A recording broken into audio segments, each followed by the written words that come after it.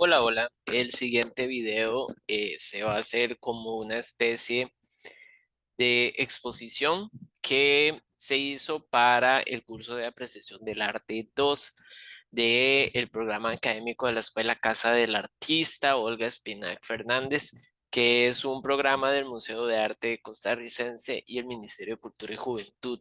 El día de hoy les vamos a hablar sobre la cultura mixteca. Los mixtecos. Los mixtecos habitaron principalmente lo que es la parte occidental del actual estado de Oaxaca. La palabra mixteca es una palabra náhuatl que significa mixtli, significa nube, tlán significa lugar, ¿verdad? Es decir, el lugar de las nubes. Como podemos ver, la zona de la Mixteca es una zona totalmente montañosa. Se divide en tres grandes regiones: la Mixteca Alta, la Mixteca Baja y la Mixteca de la Costa. Sin embargo, la Mixteca Baja no deja de ser, ¿verdad?, una gran cantidad de montañas, pero eso nos da una idea de el nivel de importancia que tiene la altura para los mixtecos, ¿verdad? Y tanto así que incluso, por ejemplo, dice el lugar de las nubes, refiriéndose tanto a la altura, ¿verdad?, como a las nubes de lluvia. Aquí podemos ver a uno de los principales protagonistas, que es Dasui, ¿verdad? Básicamente, el dios de la lluvia y deidad principal de la cultura mixteca. Incluso ellos mismos se hacen llamar Ñu Sabi, que significa pueblo de la lluvia. Aquí tenemos un dintel mixteco del periodo posclásico tardío, donde podemos ver una representación de un ritual para la lluvia, donde incluso podemos ver distintas personas adultas con lo que parece ser niños con cabezas de animales. Bueno, esos niños podrían referirse más a niños para un ritual, ¿verdad?, de sacrificio. Podrían referirse a sacrificios humanos o incluso hay quienes dicen que pueden referirse a sacrificios de animales, ¿verdad? Pero en este caso sí tenemos claro que representan un ritual de lluvia. De hecho, acá arriba podemos ver a Dasui, esparciendo ya lo que sería la lluvia, ¿verdad? Derramando las aguas sobre los cuatro puntos cardinales.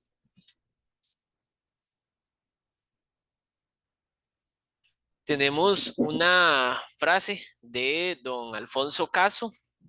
Dice: los indígenas de México y de toda Mesoamérica poseían una verdadera vocación histórica y relataban y escribían historia. Llamaban los mixtecos Nandeye a sus códices, que escribían para memoria de lo pasado. Deseaban, como nosotros, saber los antecedentes de lo que sucedía entonces. Se interesaban por conversar por escrito sus peregrinaciones, sus conquistas, los nombres y hazañas de sus caudillos y las genealogías de sus reyes. En suma, escribían historia. Cuando hablamos de los códices, por ejemplo, acá hablamos del Códice Vindobonensis, que es un manuscrito compuesto por 52 páginas en el anverso y en el reverso, pero solo 12 y medias están pintadas. Tiene forma de biombo, con cada página de aproximadamente 25 metros de largo por 22 de ancho, hecho de piel de venado con pastas de madera, y su longitud extendida alcanza casi 13 metros y medio. Su orden de lectura es claro, comenzando en el extremo derecho, ¿verdad? Entonces, por ejemplo, acá dice que nos habla un poco sobre el origen cósmico de los mixtecos, comentando, por ejemplo, acá el relato del surgimiento del sol por primera vez. Los mixtecos en realidad tienen distintos orígenes, no hay como una historia oficial. Por ejemplo, acá dice que los mixtecos se originaron del árbol sagrado en Apuala. Se desgajaron de su tronco junto a un río y crearon a los primeros hombres y mujeres. Otras fuentes indican que un hombre copula con el árbol, ¿verdad? Y de ahí vienen los creadores de otras deidades, de los espíritus, que dieron principio a las plantas, los animales, las piedras de los hombres. Por eso los mixtecos se sienten arraigados a la naturaleza, pertenecen a su tierra. En la Mixteca poblana, los dioses creadores Iyací y Ñudzege, padre y madre de todas las deidades y de cuanto existe, permitieron que los moradores de las nubes se convirtieran en habitantes de la tierra y descendieron como la lluvia fertilizadora. Entonces, esto nos habla de que no hay una sola historia, ¿verdad? Sino que para los mixtecos era muy usual y era nada descabellado, ¿verdad? Que, por ejemplo, los mixtecos de las zonas más bajas tuvieran una historia respecto a su origen y en las zonas más altas también, tal vez lo veían de otra forma, ¿verdad? Y no pasaba nada en este caso. Acá tenemos un pequeño cuadro comparativo que nos habla un poco sobre los sitios arqueológicos a un nivel temporal, ¿verdad? Y sus épocas de apogeo, ¿verdad? Por ejemplo, vemos que la cultura mixteca, en realidad su época comienza del preclásico tardío en adelante. Tenemos sitios como Yucuita, como Huamelulpan, Montenegro, Cerro de las Minas, ¿verdad? Y aquí se compara incluso con otras culturas, ¿verdad? Y con otros sitios, como por ejemplo, se compara acá con el sitio de Monte Albán, ¿verdad? Con la cultura olmeca, con la cultura capacha, con otros sitios como Teotihuacán, etcétera. Para hablar sobre los mixtecos, no podemos simplemente empezar del preclásico tardío en adelante, ¿verdad? De hecho, tenemos que empezar un toque más atrás. ¿Por qué? Porque las evidencias nos indican que, que los mixtecos, ¿verdad? No precisamente empezaron de ahí en adelante, ¿verdad? Sabemos que esto no es una cuestión como decir a partir del año tal, todos somos mixtecos, ¿verdad? No, sino que, por ejemplo, acá nos habla sobre el sitio arqueológico Tayata y Huamelulpan. La cultura de la Mixteca Alta es conocida por su desarrollo durante la época del posclásico. No obstante, estudios recientes han abordado los orígenes del sitio del formativo temprano, medio y tardío, aportando una gran gama de datos sobre los inicios de una de las civilizaciones más antiguas de Mesoamérica. Los primeros mixtecos ya presentaban características culturales singulares y de identidad. Sin embargo, también contaban con rasgos similares a sitios tempranos de otras regiones, lo cual los ubica como parte de una dinámica cultural regional e interregional. La evidencia de los cambios estructurales importantes en el sitio arqueológico Tayata durante el formativo medio la hemos relacionado con el desarrollo de nuevos centros políticos en la Mixteca Alta, asimilables a un estado urbano como lo fue Huamelulpan. Estudios del patrón de asentamiento en los alrededores de Huamelulpan, abarcando 400 kilómetros cuadrados, evidenciaron la existencia de sitios contemporáneos y anteriores, entre ellos Tayata. Este cambio de asentamiento de aldeas en las laderas bajas hacia ciudades en la cima de las montañas fue un fenómeno poblacional que se observó en toda la Mixteca Alta, produciendo centros urbanos en Huamelulpan, Yucuita, Montenegro y Cerro del Jazmín. Por ejemplo, acá podemos ver el sitio arqueológico Tayata y cómo el patrón de asentamiento nos va mostrando que se van acercando, acercando hasta que llegan a Huamelulpan en una zona más alta. Aquí vamos a hablar un toque sobre la Peña del Colibrí. Es un sitio con pinturas rupestres ubicado en el municipio de Ixpantepec Nieves. En el territorio circundante a este sitio se han identificado otros asentamientos arqueológicos que muestran que las primeras ocupaciones datan del preclásico, 400 a 500 antes de Cristo, aunque también hay evidencia del clásico, la fase Ñuñe, y del posclásico, fase Nuyo. Tenemos durante el preclásico tardío y el clásico, tenemos la creación de un sistema de escritura complejo, que más adelante vamos a abordarlo mayormente. Por ejemplo, acá tenemos un dibujo en una lápida que nos cuenta un poco sobre sobre un ritual, ¿verdad? Que consiste en cortar cabezas, que lo vamos a ver repetidamente en diferentes sitios arqueológicos a lo largo de toda la Mixteca. En este caso, bueno, vamos a hablar sobre la Mixteca Alta y el sitio arqueológico de Montenegro, Oaxaca. Sitio arqueológico de Montenegro es una de las ciudades más antiguas de toda Oaxaca. Aquí vemos una vista aérea del sitio arqueológico. Es un cerro en cuya ladera fueron construidas terrazas. En estas terrazas se han encontrado restos de antiquísimas estructuras truncopiramidales como el montículo TS, que poseía 6 columnas con núcleo de piedra. Tenemos un brasero hallado in situ en un altar que representa al dios del fuego. Escalinata sur del montículo principal, la podemos ver acá. Y podemos ver acá el patio al norte del montículo TN, las columnas ya reconstruidas por los arqueólogos. Recordemos que estos sitios se hallaron totalmente destruidos, ¿verdad? Y el esfuerzo de la arqueología mexicana ha sido tratar de reconstruir lo más posible ciertos sitios, ¿verdad? Y ciertas estructuras de suma importancia para comprender mejor lo que representaron o lo que fueron estos sitios arqueológicos en su momento. Vamos a hablar también sobre el sitio arqueológico de Yucuita en Oaxaca. Yucuita es un topónimo de origen mixteco que significa la unión de las palabras yucu, que significa cerro, e ita, que significa flor, es decir, el cerro de las flores.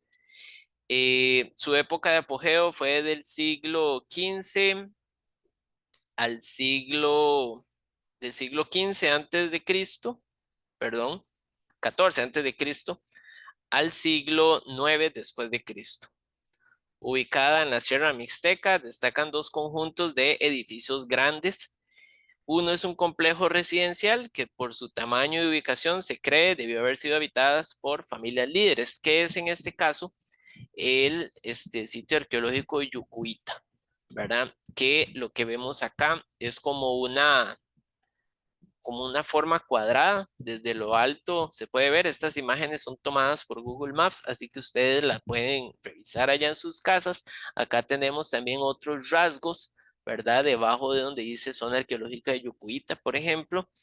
De hecho, el otro complejo es de edificios cívicos ceremoniales que está ubicado un poquito más lejos. Está situado al este del pueblo y tiene como centro dos cerros unidos, más o menos cónicos, de los que el mayor, o sea, el Yucuita, queda al oeste del menor. Es decir, hablamos de este cerro de acá y este de acá. Eh, de los descubrimientos más importantes tenemos, por ejemplo, la piedra Yucuita, que es toda una celebridad dentro de la comunidad. Y de aquí pasamos al siguiente sitio que está ubicado dentro de la zona arqueológica de Yucuita, pero que en este caso es el Cerro Mayor, ¿verdad? Que estamos hablando del sitio arqueológico Yucuñudajuy, Oaxaca. Sitio arqueológico Yucuñudajuy significa Cerro de las Neblinas o del dios lluvia. Zajuy, baña de lluvia a nueve viento. En esta imagen que tenemos acá, esto está escrito en los códices, ¿verdad? Básicamente nos dice que esta ceremonia que sucedió acá, donde Zajuy baña de lluvia al señor Nueve Viento, sucedió en este cerro, ¿verdad? Que sería el Cerro de la Niebla o del dios lluvia. Entonces ya vemos que es un sitio que tuvo una importancia fuerte dentro de la cultura mixteca. Zahui fue la principal divinidad de los mixtecos en la época prehispánica. Y Nueve Viento es el nombre calendárico de la serpiente emplumada dentro de los mixtecos. Vamos a ver. Esto que tenemos acá es una página del códice Vindobonensis. Se puede ver bajo los pies del señor Nueve Viento está la ciudad o montaña del dios de la lluvia que reconocemos como el siglo de Ñuzahui, ¿verdad? Tenemos aquí a Nueve Viento y esto que tenemos aquí abajo escrito nos habla de la ciudad, ¿verdad? O de la montaña del dios de la lluvia. Ya una persona más experta en códices les puede detallar qué significa cada uno de estos dibujos, ¿verdad? Y estos glifos que tenemos acá que cuentan la historia.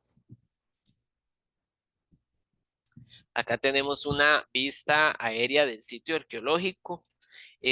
Tiene forma de herradura, aunque aquí casi no se aprecie ya por las modificaciones del terreno. Dice que al ascender por el camino de herradura que conduce a la cima, se van encontrando pisos de estuco pintados de rojo, huellas de cerámica, tumbas cavadas en blanda roca caliza, que por su forma se les llaman en la región sótanos, y lugares circulares de tierra quemada como hornos. Seguidamente en lo alto, dos plazas, estas que tenemos acá, perdón, y entre ellas se encuentra un juego del pelota. En el inferior vemos un ñuju que nos cuenta sobre el agua de Dios, que sería esta de acá. Acá tenemos otros de los descubrimientos que se encontraron en el sitio, como lo son las tumbas y las piedras murales, ¿verdad? Casi como lápidas con escritura mixteca. Al día de hoy totalmente indescifradas. Vamos a hablar ahorita sobre el sitio arqueológico Huamelulpan, que es ese del cual estuvimos hablando al inicio de la presentación. Dice que la zona arqueológica Huemelulpan se ubica al oeste de la ciudad de Oaxaca, en el municipio de Tlaxiaco. Se asienta sobre el cerro llamado Yucunindaba, que en mixteco significa cerro volado o cerro que voló. Tiene mucha influencia olmeca. Aquí podemos ver algunas imágenes sobre el sitio arqueológico. Como vemos, consta como de 3, 4 niveles, que sería esta parte baja, esta media y esta alta, que además tiene lo que sería el templo principal aquí arriba. Entonces vamos a verlo en ese orden. Tenemos una vista de la parte baja, tenemos una vista de la parte media con unas ruinas, una vista de la parte más alta donde se encuentra el templo principal.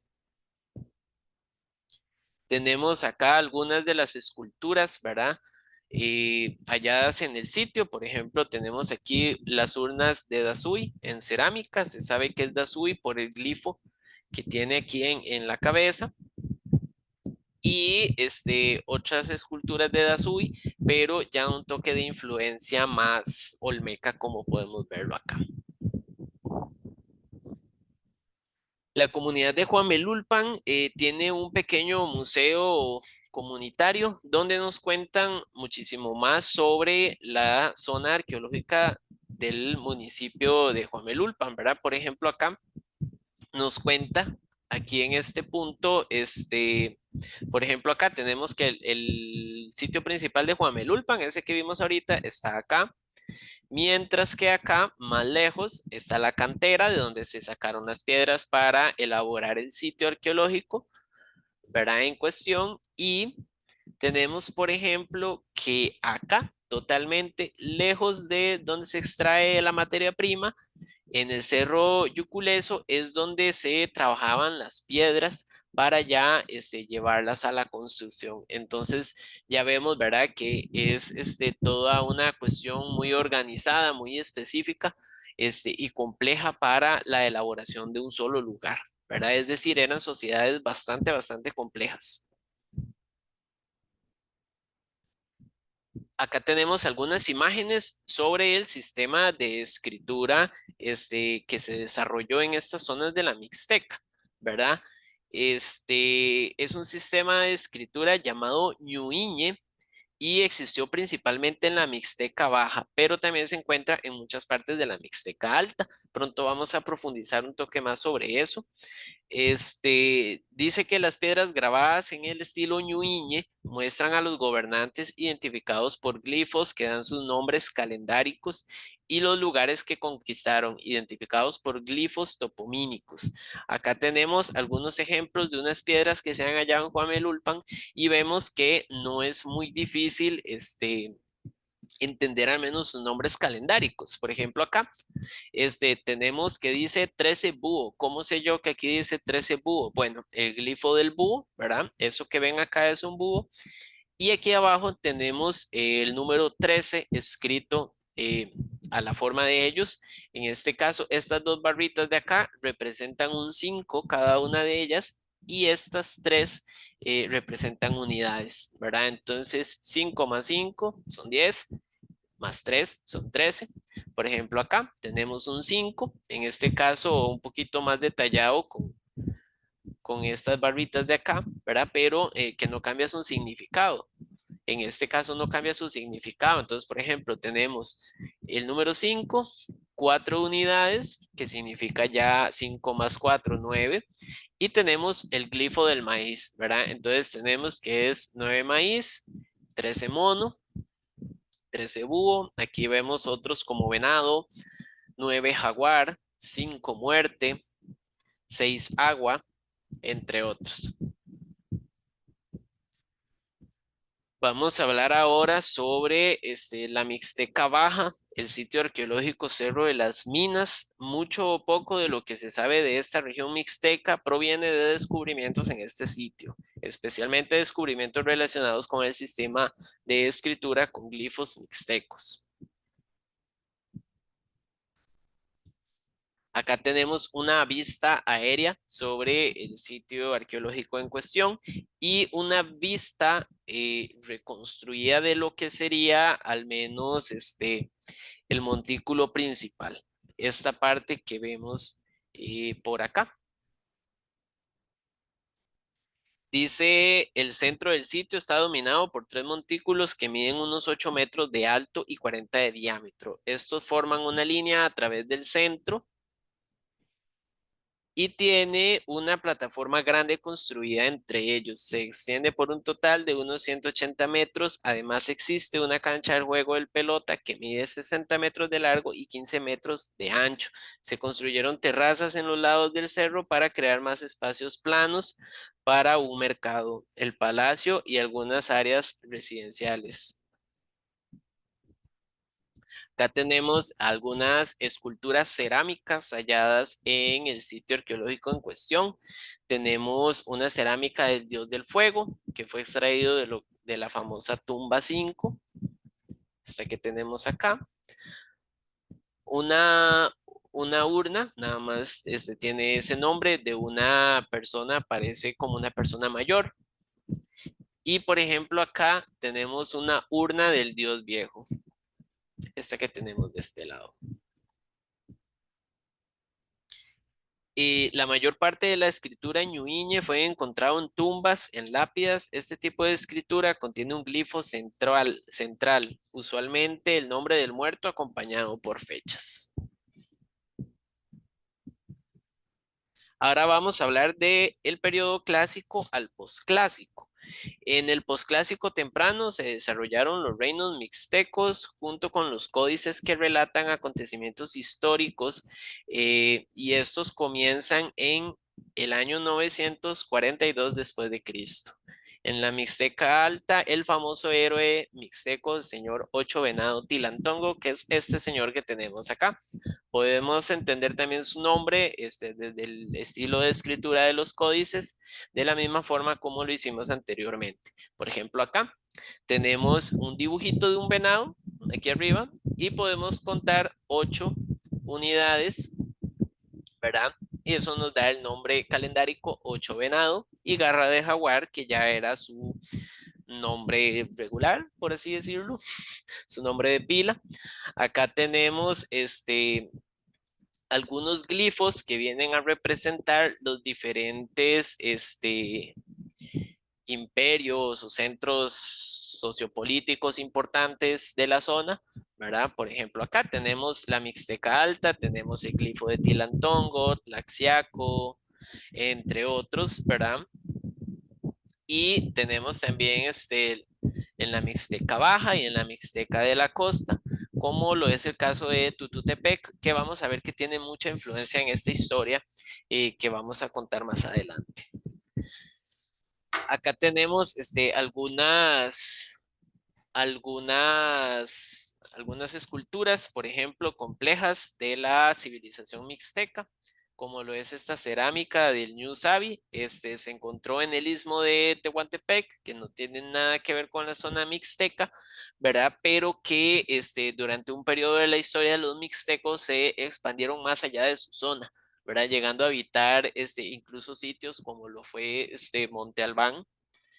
En su momento fue habitado por mixtecos y en este caso también hubo una cuestión ahí con el istmo de Tehuantepec y anduvieron mucho por esa zona, entonces ahí se pueden encontrar también artefactos de elaboración mixteca, ¿verdad? Así como lo pueden ser también estas máscaras con mosaico que se han encontrado en las zonas de Oaxaca. Por ejemplo, acá también, ¿verdad? Tenemos que es esta cabeza de mosaico que es totalmente mixteco. Fue encontrada en una tumba en Monte Albán, ¿verdad? Que recordemos que Monte Albán es un sitio que nace por los zapotecas, que no tiene nada que ver con los mixtecas, pero que en un momento de la historia los mixtecos se instalan en ese sitio.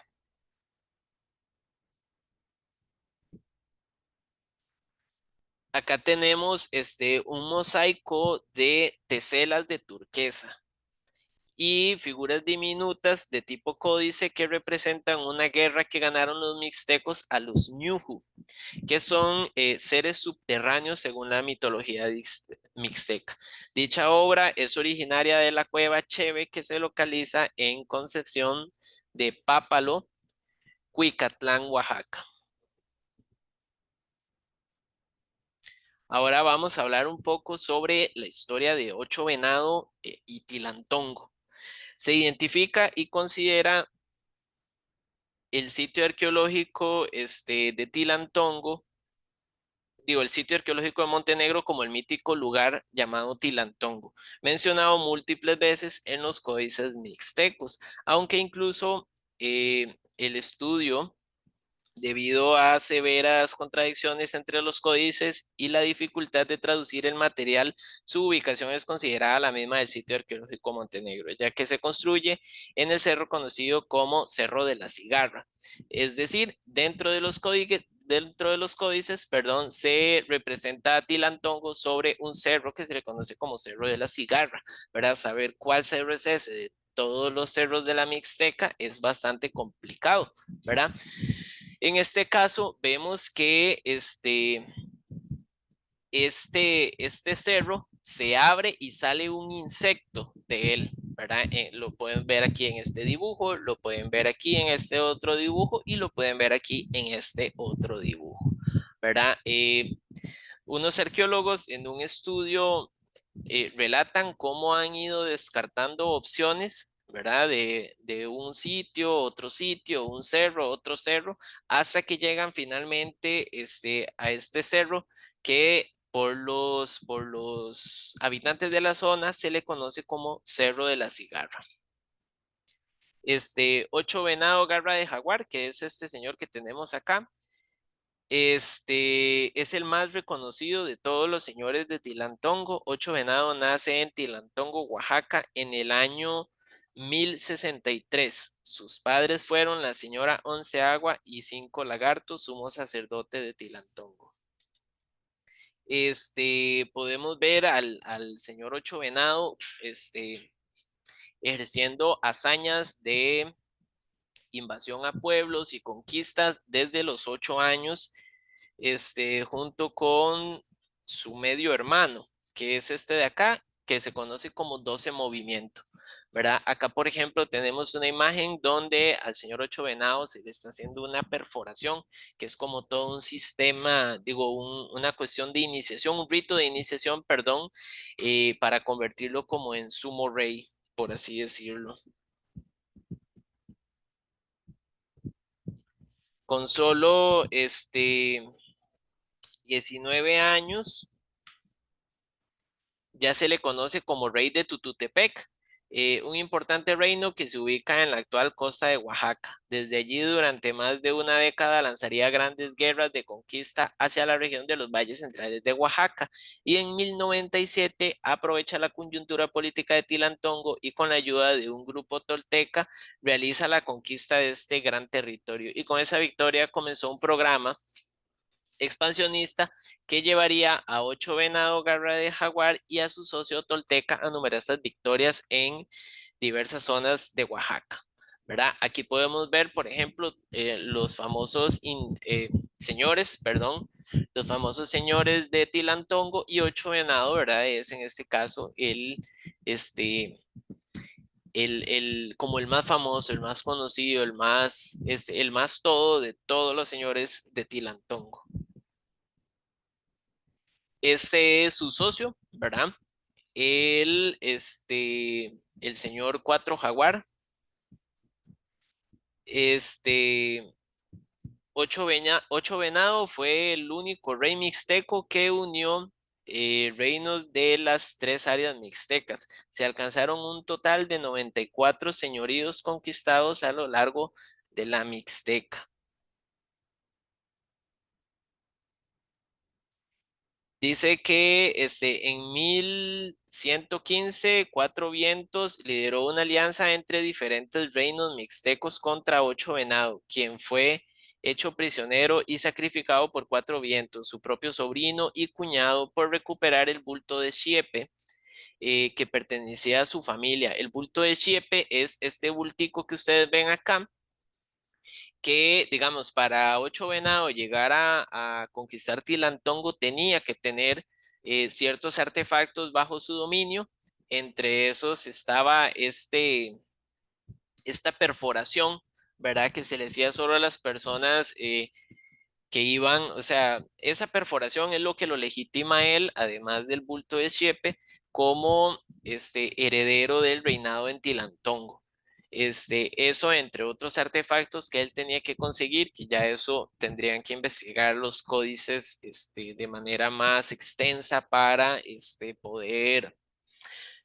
para poder comprender bien su historia, y buscar alguien que realmente haya traducido o que tenga una interpretación muy acertada sobre los códices, ¿verdad? Que son sumamente complejos de entender, además de que muchas historias se contradicen.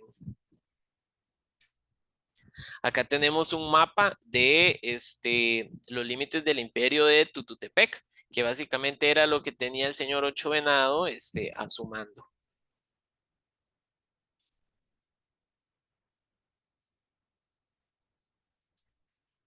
Entonces, ¿cómo decae la cultura mixteca? Pues bueno, básicamente, en el siglo XV, gran parte de la Mixteca es conquistada por los aztecas, principalmente por Axayacatl, que es este señor que tenemos acá, pero los habitantes se muestran insumisos. El señorío de Tututepec resiste las ofensivas de Tizoc, Chal, Chalchitlatona, ahí me disculpan mi pronunciación, este, y un ataque azteca por parte de Ahuizotl.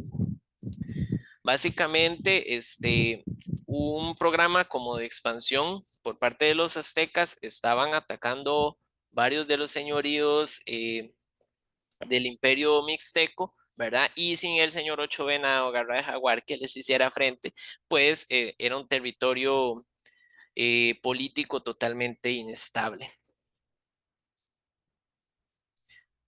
Los mixtecos se aliaron por mucho tiempo con los zapotecos y defendieron muchos de los territorios. La llegada de los conquistadores españoles, este, No fue en un principio mala acogida por los mixtecos. Para los reinos bajo dominio azteca, aliarse con los recién llegados parecía una buena estrategia para recobrar su libertad.